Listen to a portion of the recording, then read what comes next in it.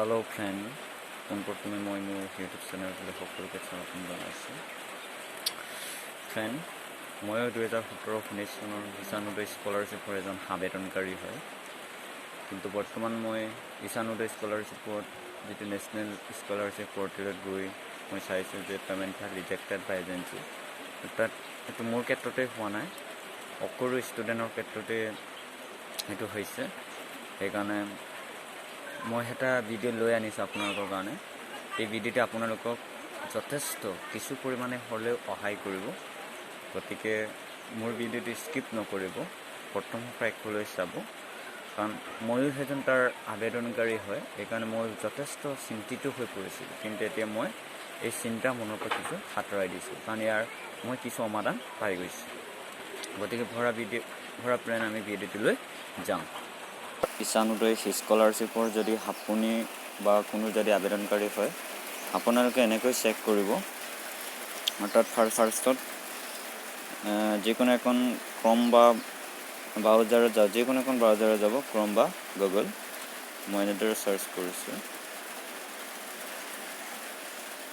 National scholarship portal, click কৰি দিলেই হ'ল। তাৰপৰা নেশ্যনেল স্কলাৰশ্বিপ পৰ্টেল,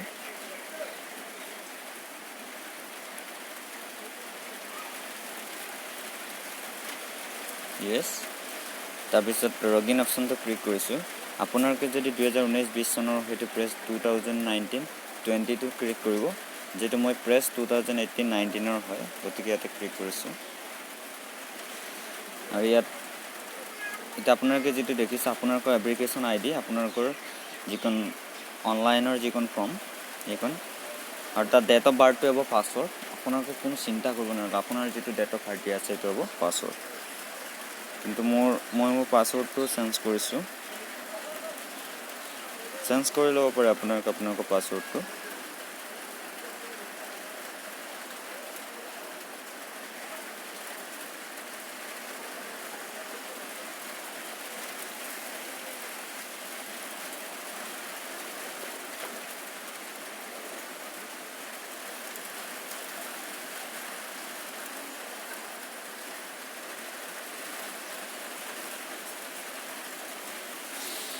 এই কেপচা কোডটো ভেৰিফাই কৰি দিব।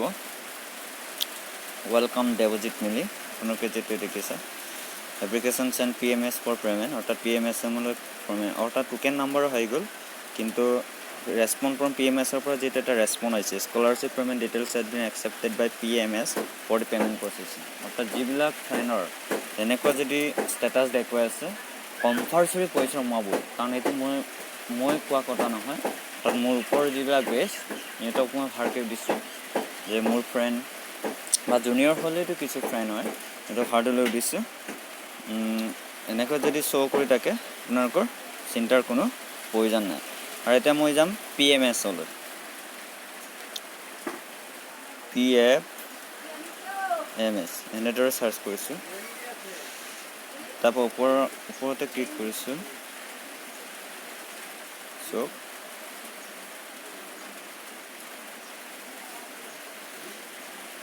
ওপৰত ক্লিক কৰি ট্ৰেক NSP পে'মেণ্টছ, ইয়াতে ক্লিক কৰি দিলোঁ।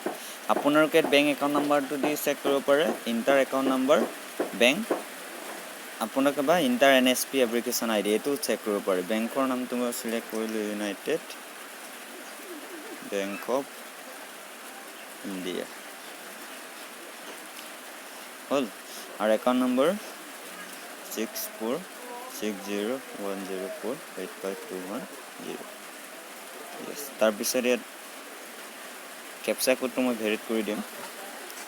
আপুনি যদি কেপচা কোডটো দেখাত কিছু প্ৰব্লেম হয়, আপুনি কিন্তু ক্লিক কৰিব, চেঞ্জ হৈ গৈ থাকিব। K ফৰ কেপিটেল P, তাৰপৰা চাৰ্চ কৰি দিলোঁ। Inter bank account number inter 06460104852110।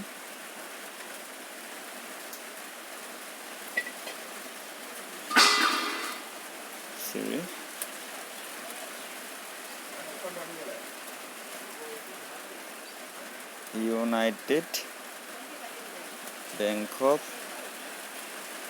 India 064601085210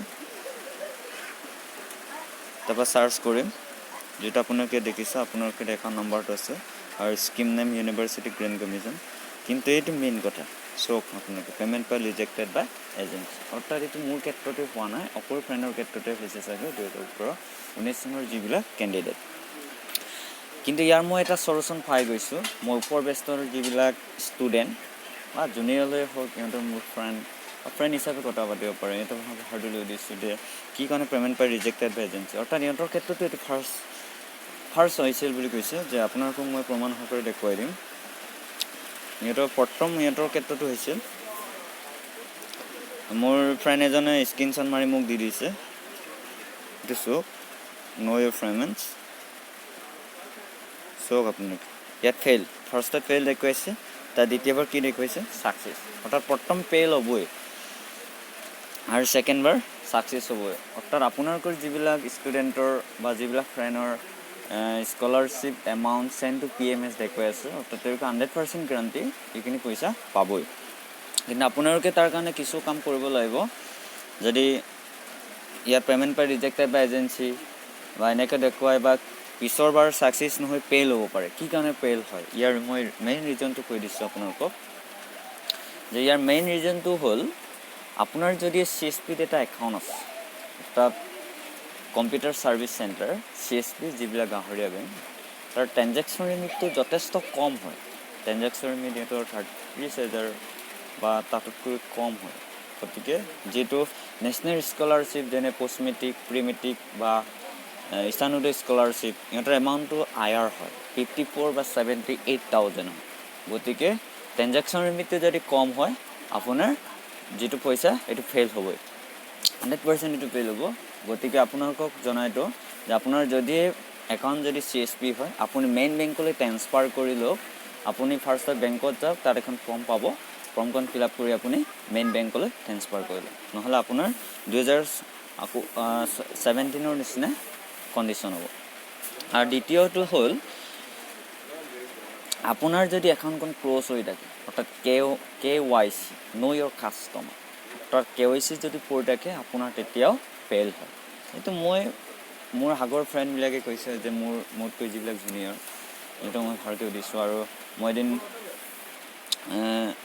কিন্তু আপোনালোকে এই কথা PMSত গৈ সুধিলেও তাৰ কোনো সমাধান নাপায় আপোনালোকে ওপৰ বেষ্টকো দিব পাৰে গতিকে আপুনি এই দুটা কাম কৰি লওক পৰম নকৰাকৈ গতিকে যদি আগলৈ আৰু কিবা নতুন আপডেট আহে তেতিয়াহ'লে নিশ্চয় মই মোৰ ভিডিঅ'টোৰ যোগেদি মই মোৰ চেনেলটোৰ যোগেদি আপোনালোকক জনাই দিম গতিকে মোৰ চেনেলটো ছাবস্ক্ৰাইব কৰিবলৈ নাপাহৰিব আৰু কাষত থকা বেল আইকনটো প্ৰেছ কৰি দিব যাতে অকল ইনফৰমেশ্যন আগত পায় থেংকছ ফৰ ৱাচিং